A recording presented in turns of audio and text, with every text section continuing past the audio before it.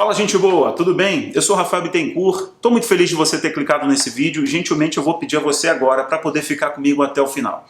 Esse vídeo vai te ajudar a entender o que está acontecendo no Oriente Médio agora. Vamos focar na geopolítica com esse vídeo. Preste atenção, olha.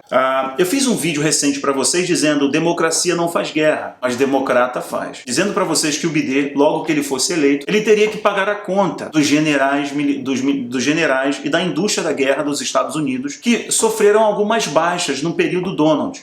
Aqui eu não estou exaltando o Donald não, tá? Vocês sabem da minha posição quanto a ele.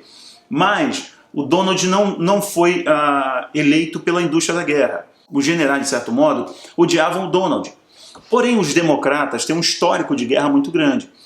A famosa guerra sem fim está de volta, senhoras e senhores. Sim, pois agora teve uma ação militar da OTAN. OTAN pode colocar uma vírgula, Estados Unidos. Ok? Teve uma ação militar da OTAN no Oriente Médio. Eu estou falando de quê? Vou dar um nome aos bois aqui, tá bom? Na divisa entre a Síria e o Iraque. Uma região importante, inclusive questionada pela Rússia e também questionada pela Turquia. Vou dar mais um nome para a gente ficar bem, as posições bem marcadas.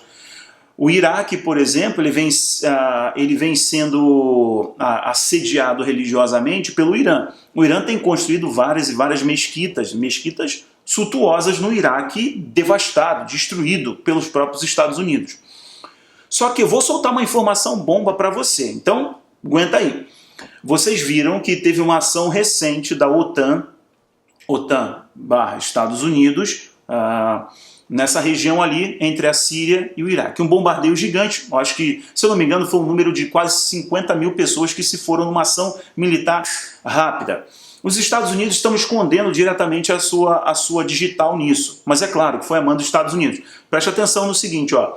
Logo no final do mandato do Donald, teve uma ordem dele dizendo que os soldados da OTAN que estavam na Alemanha, protegendo a situação ali da fronteira, a Alemanha temendo o avanço da Rússia, né, da China principalmente também acessando através da Bielorrússia e por aí vai. Aí você entende tudo o que aconteceu naquela região ali. Então a Alemanha temendo e tal, o Donald falou, ó, 30 mil soldados vão voltar. Podem voltar, né? Isso eu acho que o número é esse, 30 mil. 30 mil soldados foi a ordem executiva, a canetada do Donald, dizendo que se a Alemanha não quiser investir X% do seu PIB em segurança na OTAN, então ela não tem direito a ter os soldados que os Estados Unidos pagam para ter lá.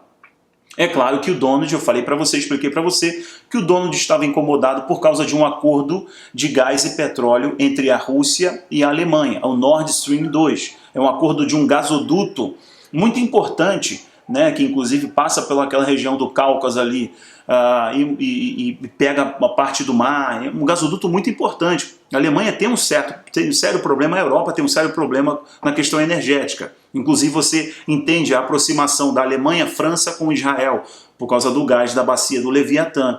Então assim, a Alemanha, por causa do seu problema energético, fez um acordo com a Rússia, criando ali um gasoduto, né, para distribuir gás e petróleo basicamente, para resolver um problema e, enfim, exportar para a Europa.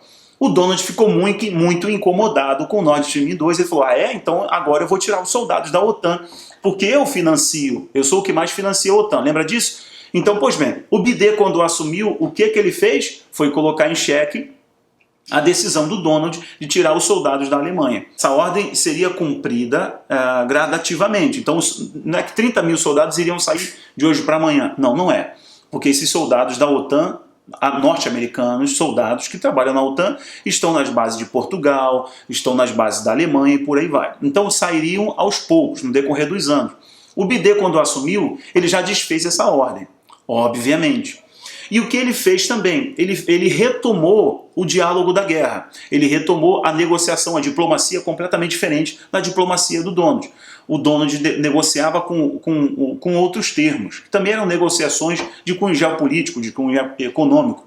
Mas o Biden, ele negocia na mesma política dos democratas. Então você pode entender Barack Hussein Obama, Bill Clinton, Hillary Clinton e por aí vai.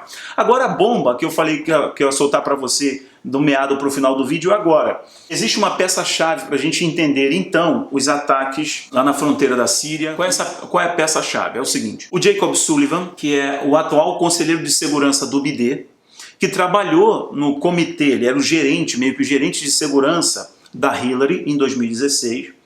Esse Jacob Sullivan, um democrata, tá, muito ligado à família Clinton, ok? Ele enviou um e-mail trocado ali entre o serviço de segurança, entre o gabinete da Hillary, dizendo que, sabe aquela organização AL, entende? K, sabe? Da, ok? Do Osama Bin Bin. Então, o Jacob Sullivan, figura importantíssima da segurança do governo dos Estados Unidos agora no período BIDE, e já foi no período dos Clinton. Antes da gente prosseguir, eu vou pedir a você carinhosamente agora para deixar o seu like, se inscrever, interagir comigo, deixar um comentário em 2 segundos. Eu paro 2 segundos que você se inscreve e deixa o seu like. Vai lá. Muito obrigado, eu te agradeço. Vamos seguir. E também do Obama, mas de modo indireto, ele mandou um e-mail em 2016 dizendo assim, ó, em 2016 você entende, né, que ele estava participando da campanha da Hillary, tá? E ele mandou um e-mail referindo-se àquela guerra sem fim no Oriente Médio, principalmente Iraque, Afeganistão e por aí vai, diz assim, ó, aquela organização do Osama Bin Bin, sabe, AL, sabe, K e por aí vai. Ele disse assim, ó, está conosco, eles estão conosco. Mas espera aí, a guerra sem fim, a guerra ao terror, não era para poder combater essa organização? E como ele manda um e-mail, esse e-mail vazou, vou deixar o link aqui para vocês estudarem e analisarem, dizendo que a AL, sabe, K e por aí vai, está conosco, ou seja, estão com os Estados Unidos. Entenda como é o jogo, é um mero interesse. Essa guerra sem fim foi uma guerra fabricada, manipulada. Eles tinham interesse, é claro, obviamente, você sabe, na questão do petróleo. Desestabilizar aquela região ali era muito importante para o jogo geopolítico dos Estados Unidos, né? Desestabilizar a presença da Turquia, a presença da Rússia, e o jogador que estava chegando ali sem qualquer escrúpulo, nenhum deles também tem, que é o dragão, o Xing Ling, chegava com muita força naquela região, e eles inventaram a guerra ao terror. Começou com o objetivo, com o nome de combater a influência da União Soviética, antiga União Soviética no Oriente Médio. Aí ficou aquela colcha de retalhos, e aí as intenções continuaram a mesma, né? A intenção de dominação é a mesma. Mas eu quero que você preste atenção, então, que a guerra sem fim, né, que voltou, que a presença dos Estados Unidos no Oriente Médio, no próprio Afeganistão, os bombardeios, o envio de soldados vai continuar. Por quê? Porque o BIDE, assim como ele tem que pagar a conta para os globalistas, ele tem que pagar a conta para os generais, que fizeram pressão para ele entrar lá, ok? Agora você começa a entender, no período eleitoral, as pressões que o Donald sofria, porque a indústria da guerra é uma indústria que movimenta bilhões e bilhões de dólares todos os anos. A economia norte-americana depende também da indústria da guerra, e o BIDE vai pagar a conta das pessoas que fizeram pressão para ele estar lá. Bom, pessoal, eu vou deixar links importantes aqui embaixo, tá? Clica, que são os links das matérias para você entender tudo o que eu estou falando. Também vou pedir você agora para me apoiar nas outras comunidades, como Geopolítica Premium, e no Patreon, tem também aqui o Instagram e por aí vai. Clica nos links que estão aqui embaixo. Muito obrigado pela sua audiência hoje. Valeu, pessoal. Tchau, tchau.